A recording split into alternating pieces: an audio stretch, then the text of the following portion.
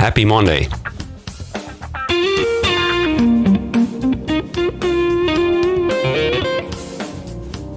So I hope to be able to shine some light on your Monday, make it a good one, hopefully.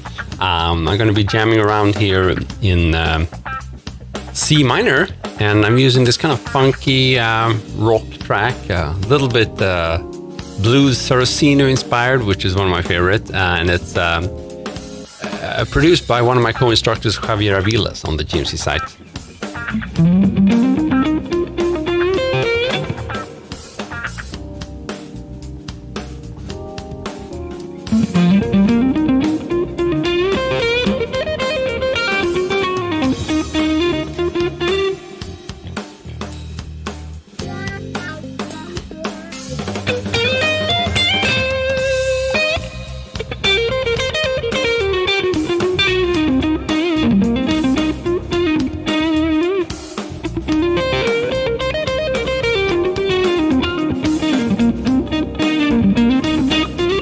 We got Caleb in here. What's up, my man?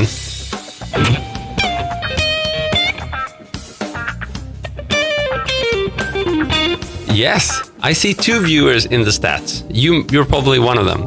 I think the stats take a little bit of time to catch up, so now it's at 8.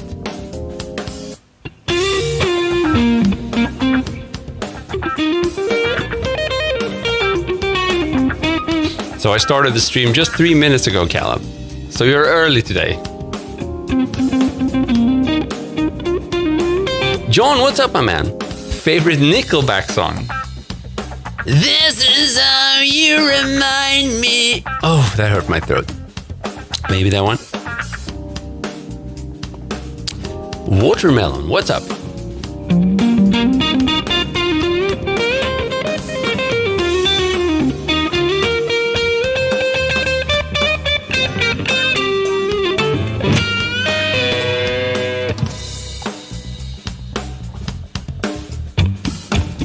So here's something I like to do when I'm struggling a little bit finding the groove, which is what's happening right now. I like to do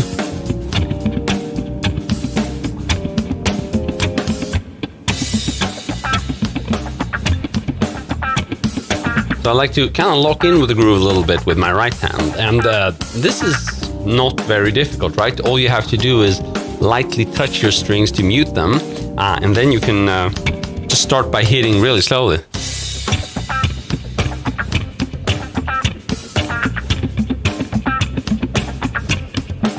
And I'll sit like that for quite some time. I used to feel stressed, like, oh, okay, I have to start throwing in some notes there in between. That's a mistake. Just keep doing it until you get so bored by it that you naturally start throwing in these notes, because then you're really gonna have the groove.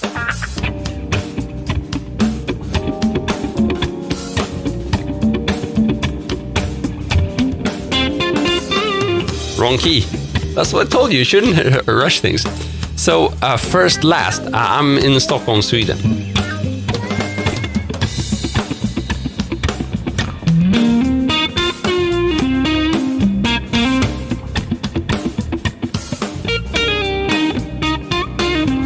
Watermelon, you would listen to this all day. Thanks, man. I haven't even gotten warmed up yet. Very honored.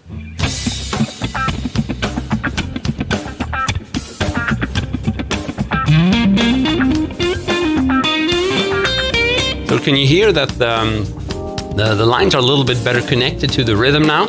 Let's do it some more. Again, just I'm using basically my nails to create like a snare type of sound. And then I'm using the flesh of my fingers to create a warmer, maybe more like a tom or even kick drum kind of sound. So it's like snare, kick, snare, kick. So snare, kick, snare, kick. So I'm doing the kind of kick. It doesn't sound like a kick at all, but just to visualize something with the thumb.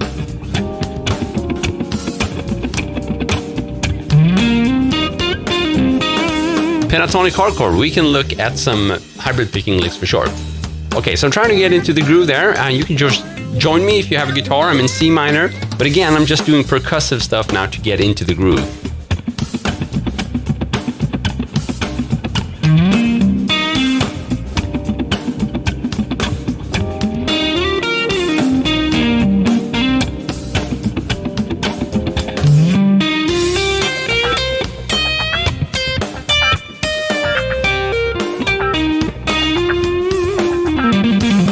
So this is really a huge improvement already. I'm feeling it much better now. Let's keep doing some more.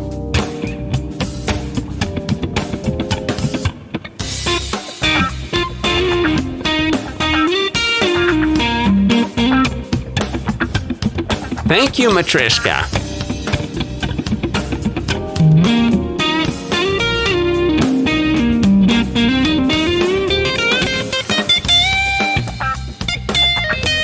So there I kind of strayed a little bit from the super straight groove, and it sounded pretty cool to my ears because I had been doing that straight thing for such a long time. But before I could really find my way into the groove, I was doing those kind of, floating rhythms, and it doesn't sound as cool if you don't first kind of stick to the groove. So again, this method is really cool here.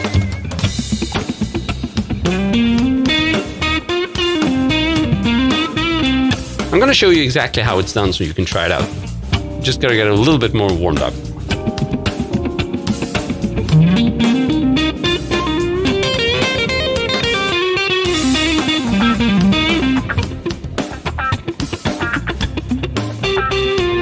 Whole tone lick. Ouch.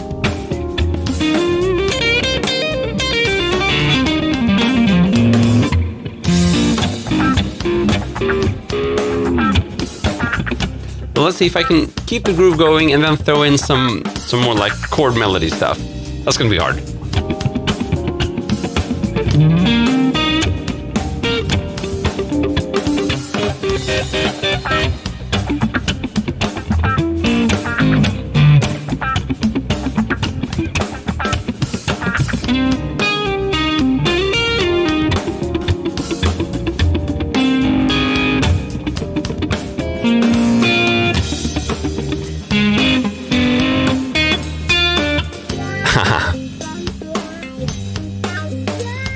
Caleb, for you.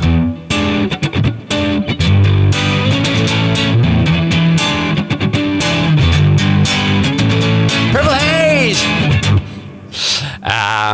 Okay, so how do you do that percussive thing? And how can you start getting into the groove more effectively? So I'm going to keep using this funky rock backing track.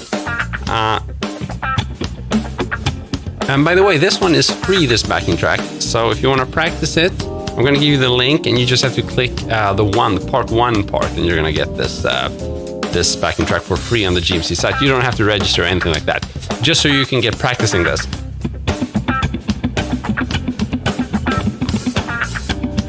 So what I'm doing is, I'm first, ah man, come on. There we go.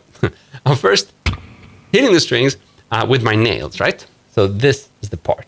So I'm holding my hand like a claw, pretty much like this, right? And I'm hitting.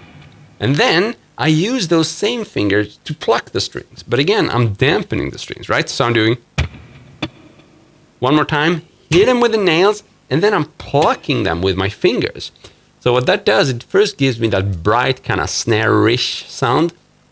And then when I pluck them with the flesh part of my fingers, not the nails really, it doesn't really matter if you want to do that, but you get a slightly warmer tone if you use the flesh part. And that's when I get sort of the tom or the kick drum thing. So that's the first part.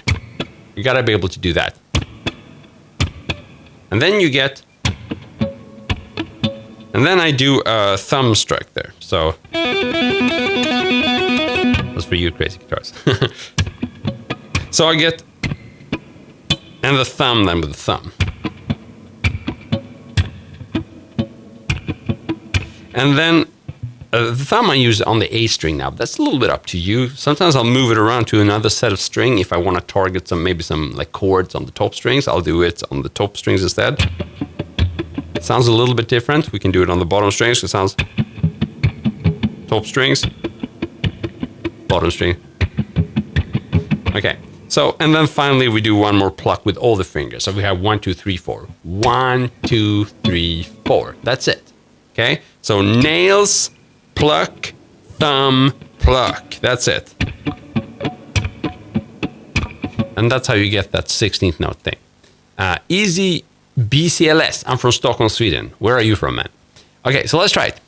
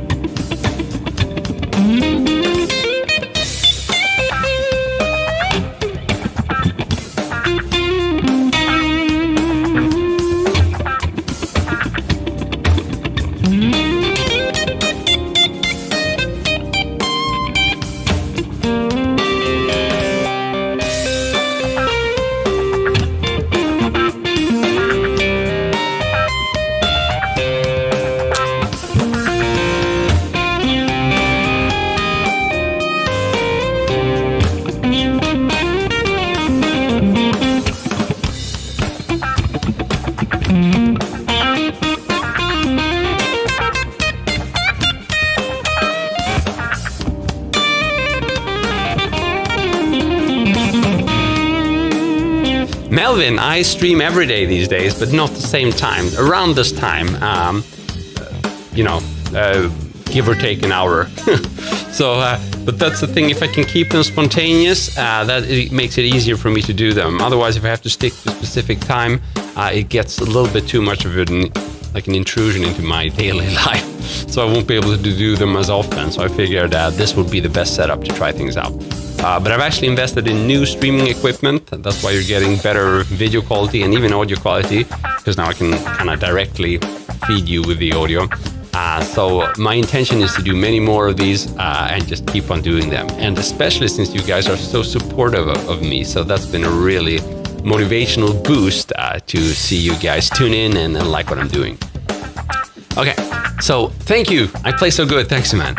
So what we're doing here is basically working out some kind of method so we can get better connected with the rhythm. And more specifically with a slightly modern kind of percussive, a bit, I wouldn't say neo-soul, but a style that's been very popular now, kind of John Mayer-ish, Matthias Assato, where you use a lot of percussive hits, right? And then you can do whatever you want in between. You can, just play your standard blues licks. That works really well. So let's try that. Do you need to learn to play both pick and fingerstyle? It's totally up to you, The easiest way to kind of decide that is to just look at your favorite artists. What do they use? If they use picking, then you might want to be able to do that because that's going to get you closer to their technique and sound. But it's very individual, and if you only listen to fingerstyle plays, then by all means just play fingerstyle.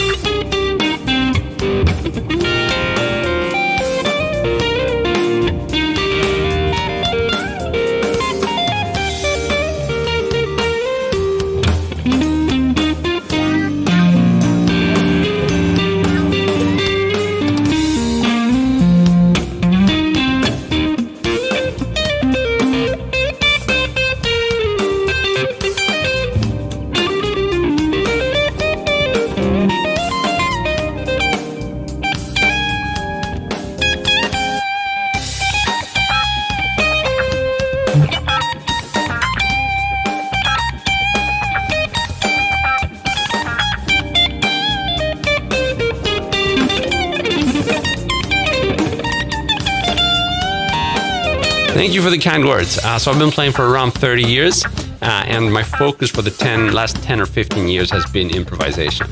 So pretty much anything I teach, in my courses and stuff like that, has this kind of goal to be able to teach you to move freely. Because I've kind of stopped practicing stuff and just play them exactly the way they're supposed to be. Instead, whenever I learn something new, I want to be able to kind of use it in a more floating way so I can use it for lots of different things. Yeah. It's like the backing decided to emphasize that and just stop.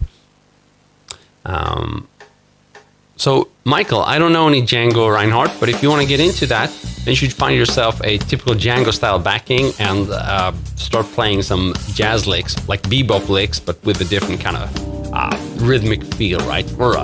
That's where I would start. And more specifically, of course, if you can learn Django licks, then you're all set, because they were pretty special. But I haven't done any of that,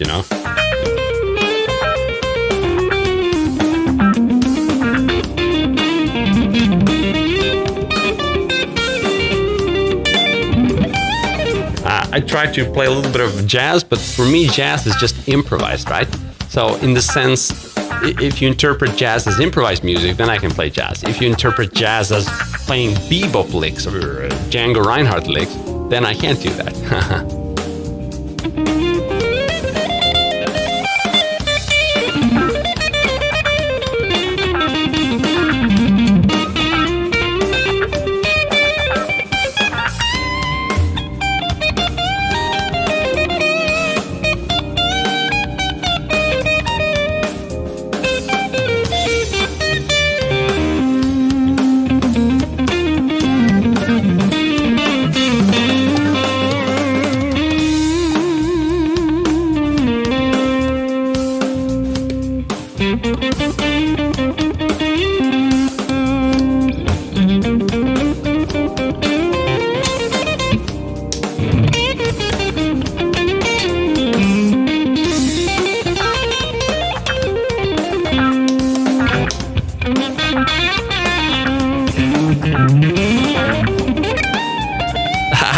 still not really ready for that. Cool question. Do I use exotic on common scales when playing? Can you hear me? Yeah, here we go. Hopefully you can hear me. So I do use quite a bit of that, but I've stopped looking at these scales as being specific, exotic scales. Nowadays, most of the theory I play is based around, common scales, easy scales. So, for example, the pentatonic scale, that one, the box one here on the 8th fret. I use that as a starting point, and even if I go super exotic, I see that as the pentatonic scale, and then I just add the in-between notes, right? So those are 4 pentatonic notes, right? And then I play the in-between on the 9 and the 10th fret. So if I play 11, 8, 11, 8, I'm gonna do 9, 10, right? It's totally out, it sounds horrible, but if you play it in the context of the pentatonic scale, that sounds pretty cool, right? That's what bebop and jazz stuff is often about, kind of mixing in those colorful or outside notes and make it work, right? Make it work as color, not just as outside notes. So again, if I just play the notes, doesn't sound very good, but if I first play and then play, it works, especially if I speed it up a little bit.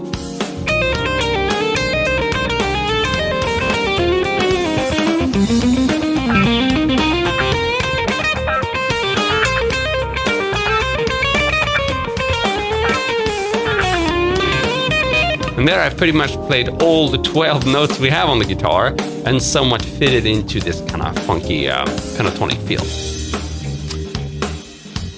Exactly. I was doing quite a bit of pentatonic and chromatic, but if you want it to be not just like Flight of the Bumblebee, all the notes kind of feel, then you want to be a bit more picky with your chromatics and just maybe do 2 or 3. That's it. That's enough. If you do this, it can work, but it's a very specific effect. You can do the Django.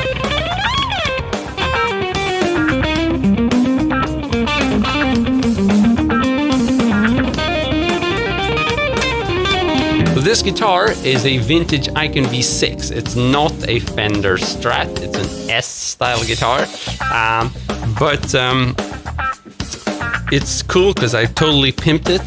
So I put bare knuckle Apache pickups, which probably costs as much as the guitar, almost. And then I've done light scallop, and I've, added a bit of shielding in the electronics, and so it's a lot of fun. I think it sounds and plays like it sounds like a very expensive guitar. It pretty much plays like one as well, although I should probably give it some love in terms of setup again, because I think the neck has moved a little bit. That's actually the case for all my guitars. It's been a long time since I worked on the setup, so what has happened is a lot of times around here on the 15th or 16th fret where the neck joint is, you can get a little bit of wood moving, and that's gonna cause some fret buzzing. But it's still pretty okay. These are single coils, but I have an advanced like push-pull system here where I can actually get these 2 in series, which is what I've been doing a little bit here. So when sorry about that. So if I pull this one, I get these 2 pickups, and it sounds like this.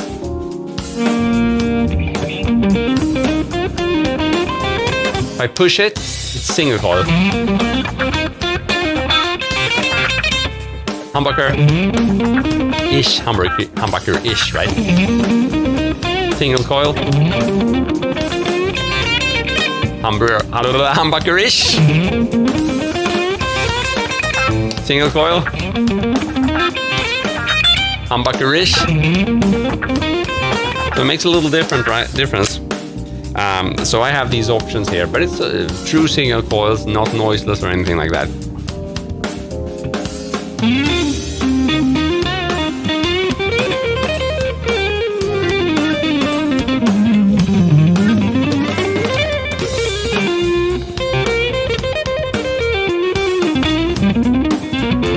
Isn't it weird how people are mad at PRS for the Silver Sky when these exist? I don't even know what Silver Sky is, sorry. Do you still need the 8-ball you hit me up for last night? I need it. I don't know what you're talking about. Cool, it is 2 in 1. Yeah, definitely. Do I have a favorite guitar? I don't. I get the question quite a bit. If I had to choose one single guitar, yeah, it'd be hard, man. Because they sound so different. But I guess some kind of, maybe a Strat, like a compromise, and maybe put in a single coil size humbucker. But it would be hard because they are different. But if you want to start with just one guitar, why don't you go for a cheap S-style or Strat-style knockoff? You can get pretty good value for money there. Noah, car guy, what's up?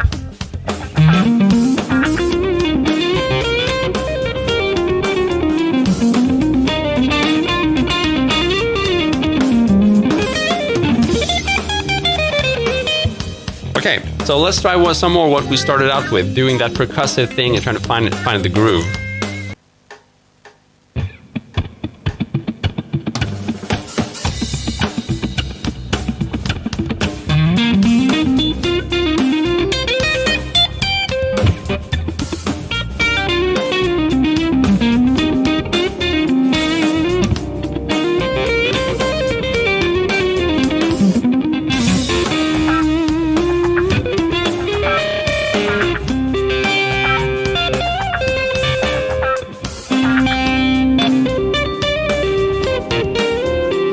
I need to get into the groove some more, right?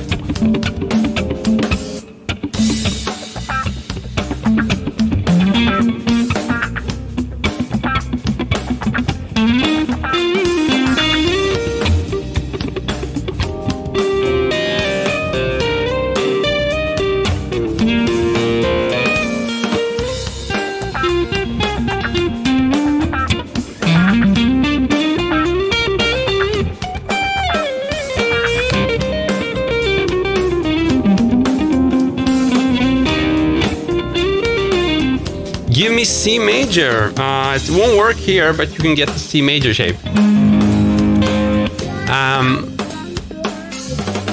Tremolo. I haven't used it in a long time. I figured it's gonna go out of tune if I use it now. What picks do I usually use? So usually, for the last couple of years, I've been using these. Can you see it? Come on. You can do it. You can do it, Cameron. You can do it. There you go. Jazz 3 Vortex. But last week I started doing these Jazz 3 Ultra XL, so bigger Jazz 3. It's still the same idea, and they have a very non-slippery surface as I dropped it. But here's another one. But even the Tortex are okay. They're better, but I figure this one is even better. I don't know what they've done to it. Plus the text is really sticking out, so that also gives you some grip.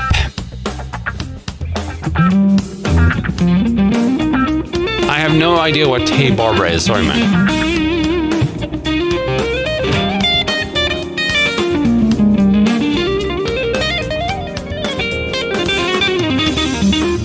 So we can add some distortion now, or there is distortion, a little more distortion.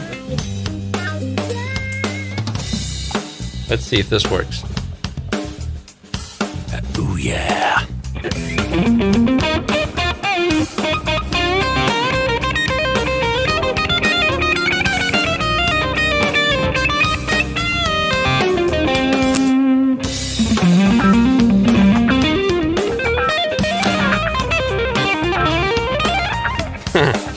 Funky Guthrie going, that's a tricky one.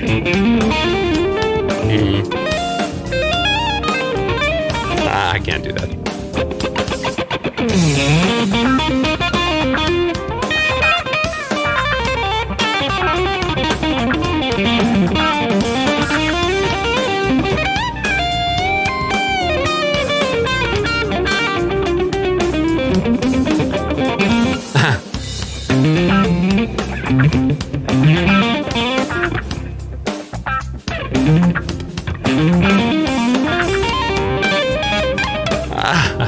I'm not in a Guthrie mood today, I think.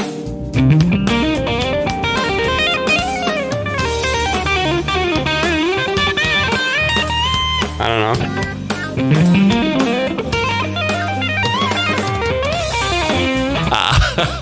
That kills me. So I'm gonna warm up a little bit. With the tapping stuff, I'm not that confident with it, so I need to play a little bit before I can actually perform it. So I would maybe warm up a little bit like this.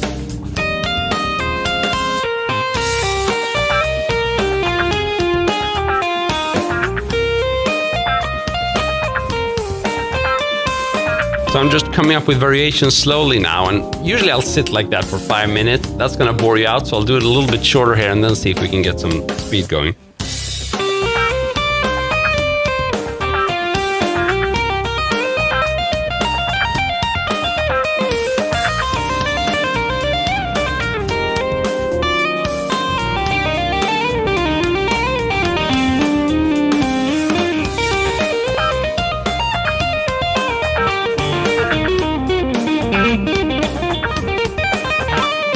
Yeah, it's hard.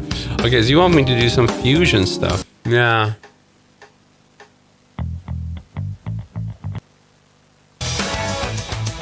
This is kind of rock based.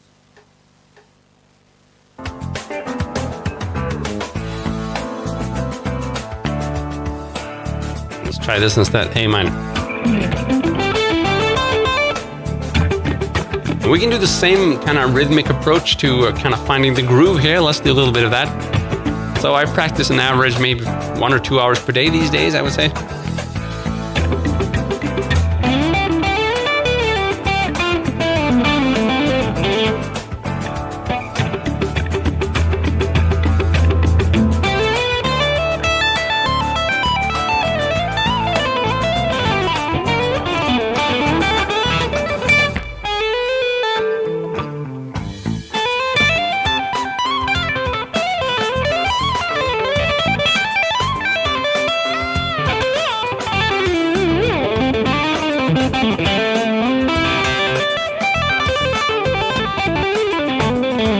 I really need to warm up more to kind of get into that. It's a tricky style, right? If I were to try to impress somebody, I would definitely do an hour of warm-up only on that. Carefully, of course, because that kind of thing can really injure you. But again, I would practice really slowly, so something like this maybe.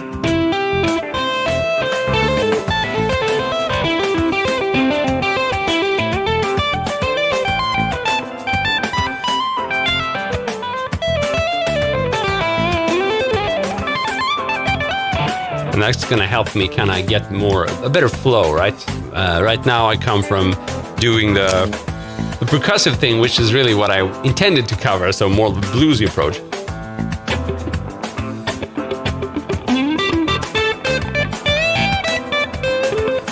And that's not really compatible, totally different technique. So yeah, again, just lots of lousy excuses here.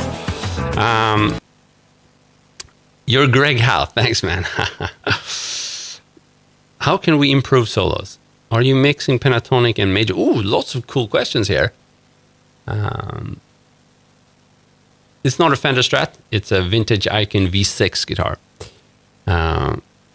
So let's cover some of these. I really like these kind of lead and solo oriented questions there. So am I mixing minor, pentatonic, and major? And I heard some diminished too. Yeah, I try to do all of that. It's good fun. So over this kind of A minor track, you got to be a little bit more careful just throwing in random diminished stuff, but it can work for sure. I don't know what that would be. Maybe something like... No, actually this is really hard of this kind of track, but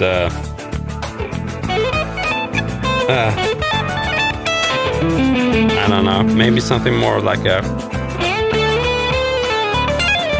Right.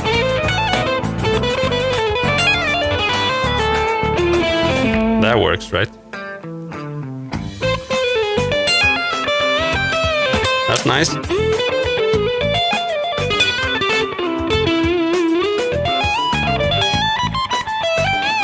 But if I just would randomly want to throw in outside stuff, I actually preferred using like dominant 7 arpeggios, and this is something I've been starting doing more and more recently.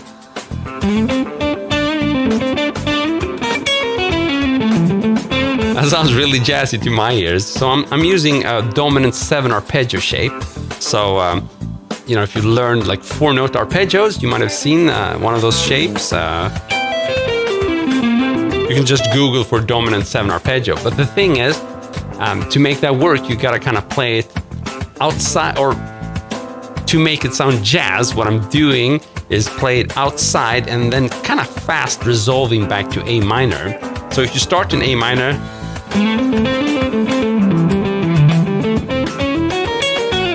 I messed up, one more time.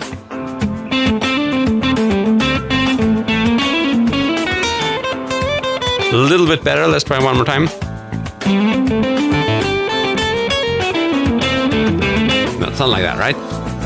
And I think that's how a lot of the jazz stuff is done, right? It seems really complicated, but especially if we're not speaking about super fast modulations. So, I mean, if you change this key like this, then it's hard. But if you just like more of a slower thing, or more of a static vamp, or more of like a fusion thing, then you can really just grab any shape. So maybe diminished, augmented, probably. I don't use that so much, but like I did here, dominant 7, and play it outside of the key and then resolve back, But it does require you to have some chops. If you just do it super slowly, it's going to sound bad. So if you just play A minor, and then I'm going into my... So I think that's why for a lot of people starting out, it doesn't really make sense. Like, okay, someone tells me I can throw in random arpeggios, but it sounds like crap. Yeah, it does sound like crap. You really have to move quickly between them. So try one more time.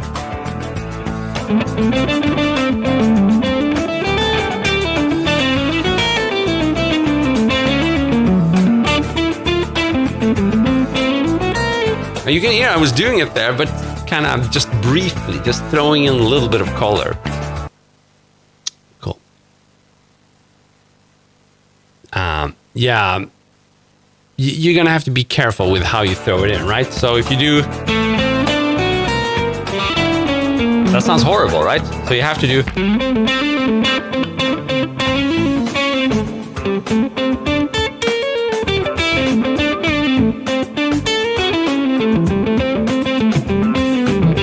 So it's all about how you throw it in. And the more, the longer you last on it, the more risky it is, because it can go from sounding outside hip and cool to sounding downright wrong. Cool, Robert Frith. Thanks a lot for the comparison. Oh, that's a follow-up question from Hotmouth. Do you play that dominant 7 arpeggio shape in A minor? So this is the whole thing. I play it strictly outside of A minor. So I'm playing it at a place where I'm gonna hit the least amount of notes in A minor. I could also just play it in A minor, but that would just, I don't know, let's try it. So here's the A minor triad. I'm gonna try dominant. I guess it works in the same way. If you can go fast and quickly between it, it works. Let's try it.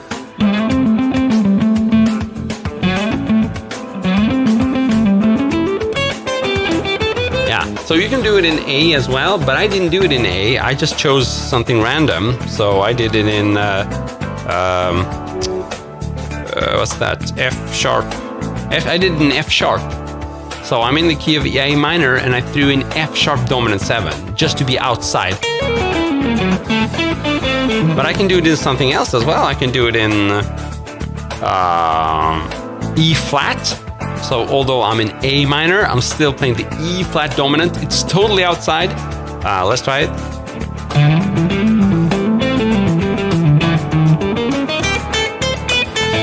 So, and of course we can go in and we can analyze it, no problem. So yeah, what am I doing? Yeah, I'm starting on the flat 5, crazy. Then I'm doing a minor 7, that's okay. And then I'm doing a sharp 9, also outside. And then I'm doing the major 3rd. So there are only 4 notes in this arpeggio, right? Now 3 out of those notes were totally wrong. 1 was okay, the minor 7. So let's do the same for, I did F sharp dominant 7. So F sharp is the major 6, so like the Dorian note of A minor. That's okay, but it's still kind of out. And then again, I get the minor second. So in other words, that would be the A sharp. No, sorry, the flat second. The flat second. So I get the major 6, I get the flat second, I get the major 3rd, all of them out. Yeah, and I missed one note. Yeah, and I get the 5th. So 1 out of 3 was good. Again.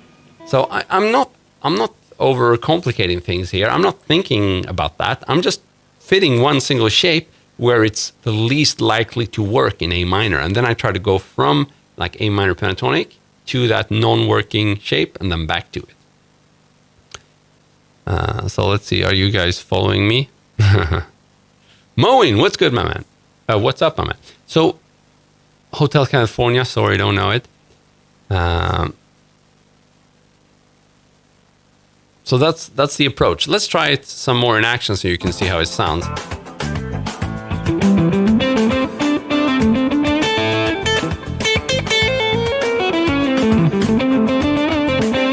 Sounds kind of nice, right? When you just throw it in lightly.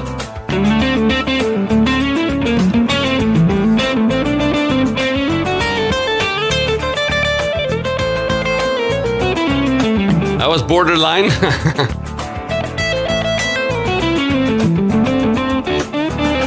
Pretty okay. And then let's do...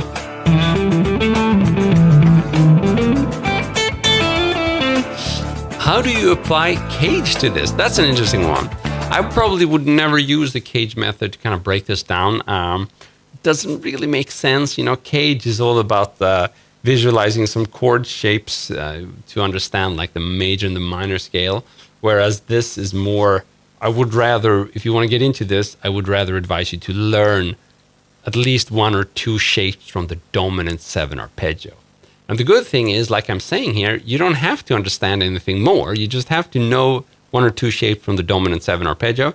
And then you just need to know your pentatonic scale or your minor scale. And then go randomly, throw in that dominant shape, and then move back to A minor. So I did something like this, right? I have A minor pentatonic.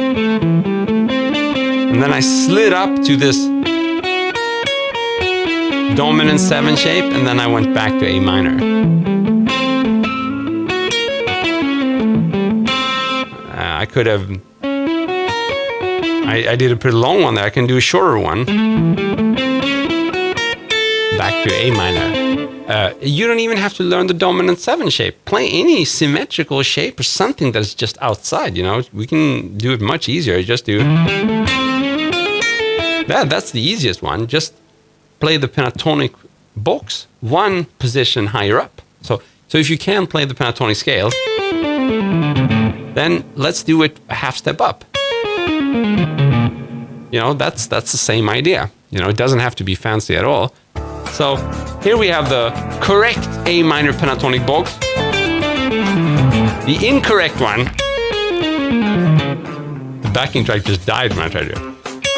So this is A sharp, right? A sharp minor. Doesn't work at all. Let's go between those as a simplified way to play outside notes. It works. I think the arpeggio sounded a little bit better, and that's just because it doesn't use like a two note per string shape, so it has more unpredictability in it. So here's the dominant arpeggio thing.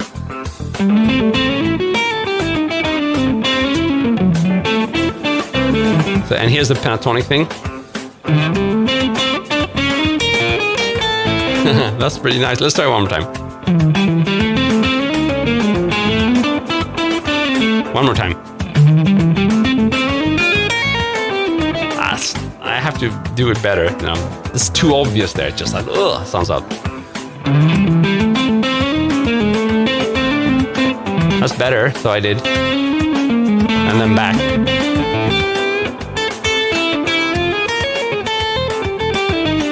So I think the lesson to be had there is probably don't play more than like 4 or 5 outside notes and then go back. That seemed to work for me here.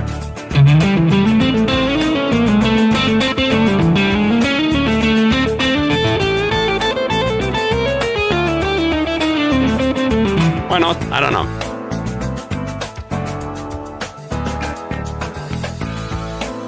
So if you guys want to learn this, MHM, hello there, then the easiest way is probably what I did here at the end. Just play your pentatonic box up a half step. You could probably play down a half step as well. We could try that. So again, A minor pentatonic here. And then I moved down and it sounded horrible, so we got to do it carefully. Oh, wait. Oh, that was hard. Let's try it one more time.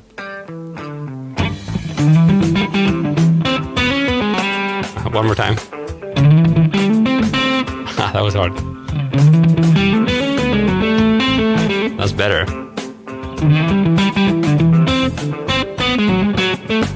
That's better. Okay, so I'm getting a hang of it now. Let's try some more. Yeah, it works as well. You know, they're all slightly different colors of bad, right? That's how we do it. And you could tell that when I wasn't used to going in and out of the bad one, it was tricky, right? Just finding my way back in a way that makes sense musically was tricky.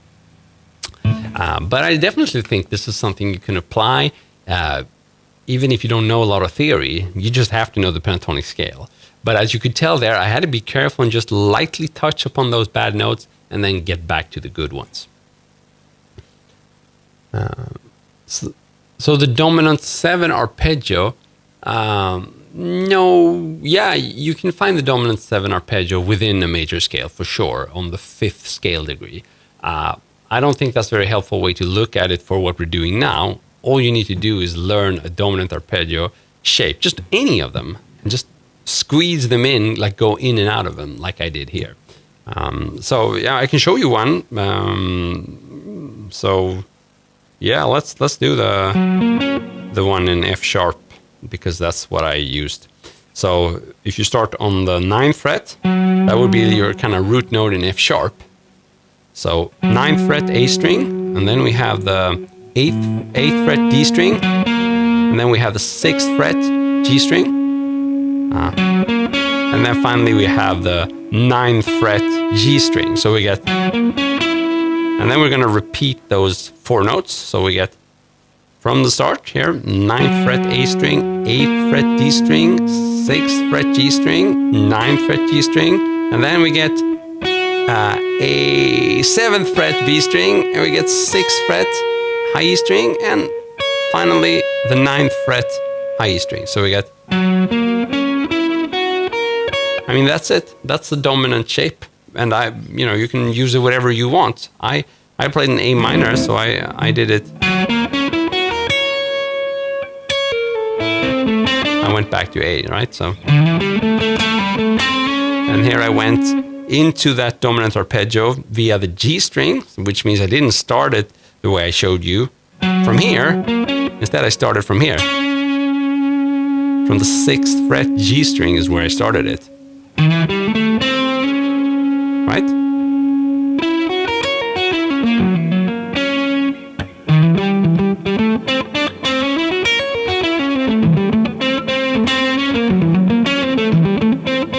And you get a very outside and cool thing, and you don't even have to analyze it the way I did, where I said, okay, this is the major 6, and then we have the flat 9, and then we have the major 3rd, and finally we have the 5th in A minor, Of course, if we look at it from F sharp, the F sharp dominant arpeggio, then of course we have the root, the F sharp, we have the major 3rd, we have the 5th, finally we have the minor 7.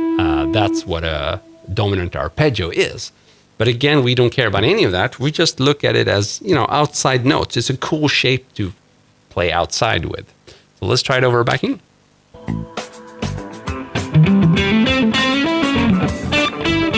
I messed up.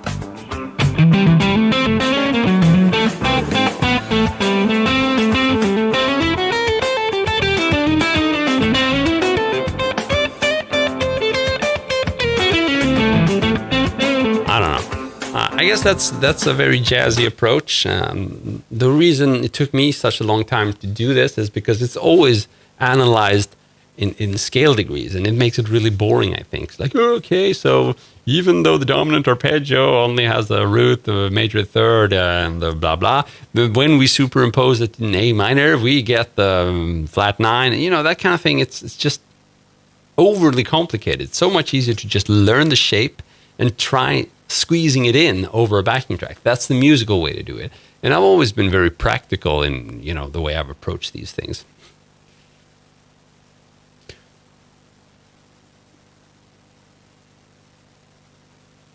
It's so easy when someone else does it. Yeah, I know. It's really the kind of thing you have to spend a lot of time with it. But the thing is, I just get really bored if someone tries to explain that in scale degrees, and it just gets overly complicated. It's much easier, I think, to just think of patterns. Learn the pattern, learn the reference pattern, which is the A minor pentatonic scale, and when you can play that, then squeeze in this other pattern, see if you can make it sound musical.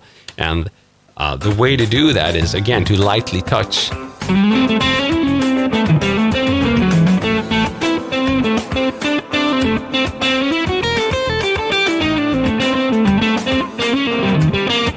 Oh, there I messed up. I messed up again.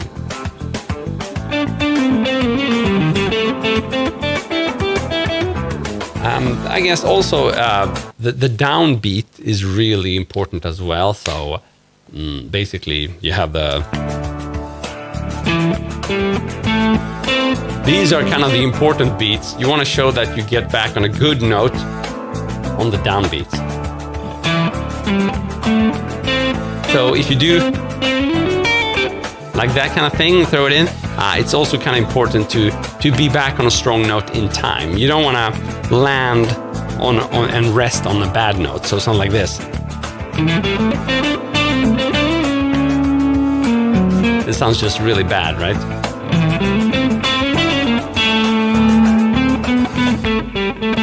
Something like that. Random guy. Hey, Christopher, what's up? Hur är läget? Emily Crook, what's up? So sorry, René, I don't understand Spanish, and I think maybe what you're saying is that you don't understand me. But we speak the language of music. That's what matters. I don't know a Pink Floyd song. You're a little bit behind. Maybe I am. Ooh, yeah. Okay, so this turned out to be a more theory-oriented lesson than I would typically do, but it's fun. I generally like to keep these live streams very accessible and just give you quick bits of tips. But I think we started out doing just a rhythmic thing.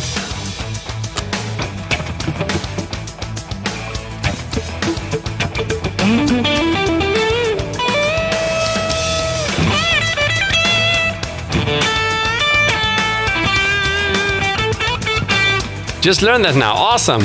Looking forward to how it works out for you, man.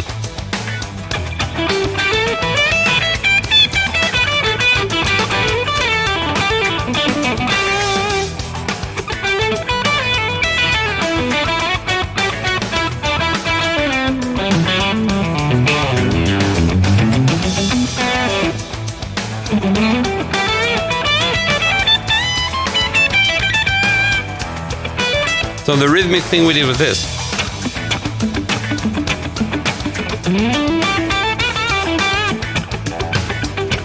But we did it over a more rhythmically friendly track like this one.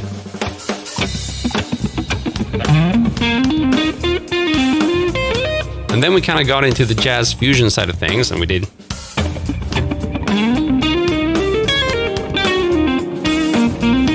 There you have it in a different key, the same approach, right?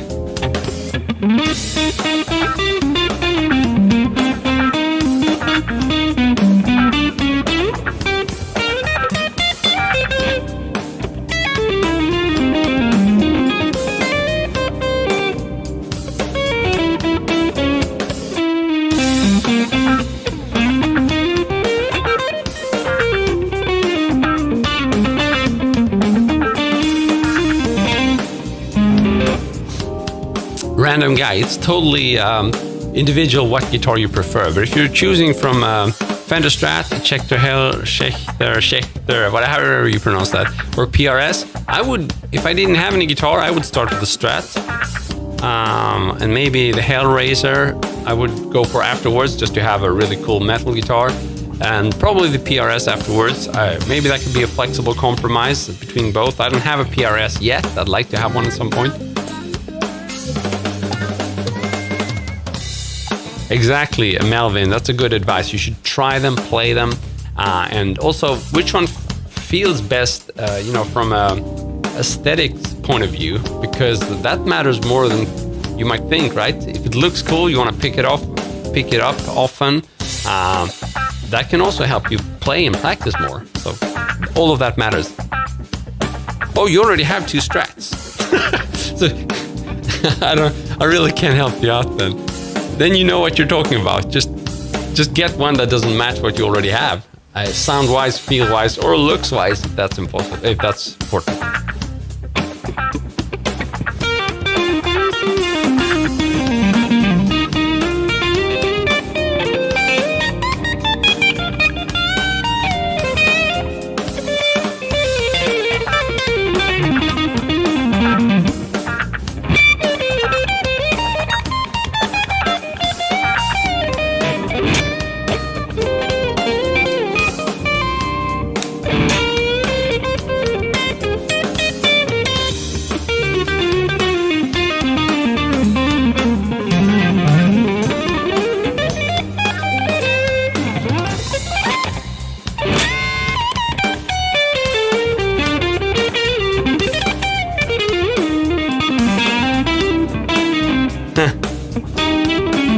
I need to get better at it.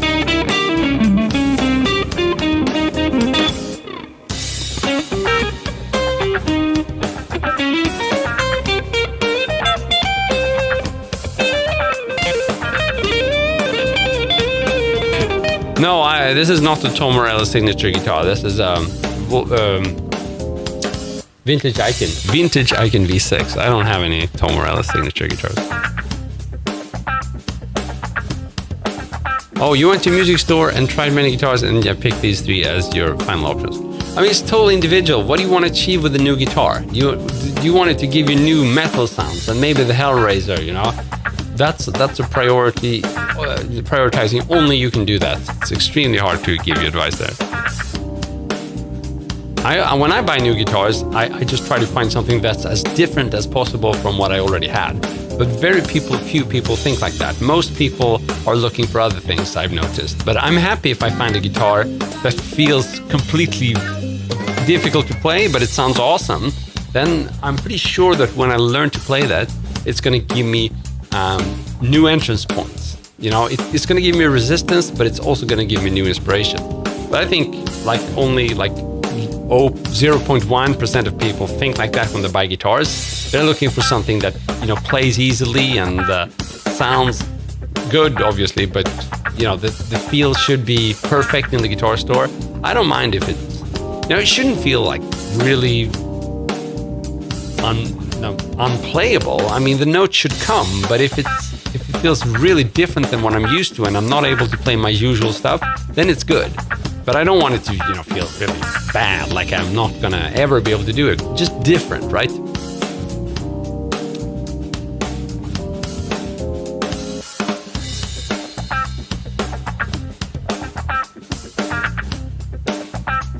Oh yeah.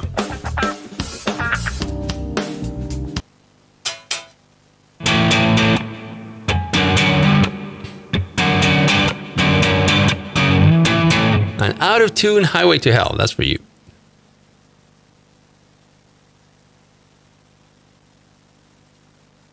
Cool, guys. So I'm going to end the stream now because I feel that my brain is severely slowing down. It happens sometimes. It's been an amazing session. I hope I've been able to help you with these things. I hope you're going to go back and watch the replay and learn this rhythmic pattern that I started off showing you. And I gave you the link here in the stream. It's a free link on GMC, so you can just use the same backing track as me. And then also, you could try throwing in those outside notes using the dominant arpeggio, which I also showed you. So I really hope that that's going to be a trigger for you to try some new stuff. Oh, my chat lowered your IQ. No, that's not what happens. I figured after 1 hour, sometimes that's when I need a break. I think that's what's going to happen now. But yeah, you've been absolutely amazing. And I've been Christopher Dahl, and I hope to see you again tomorrow around the same time. Have a good one. See ya. Cheers.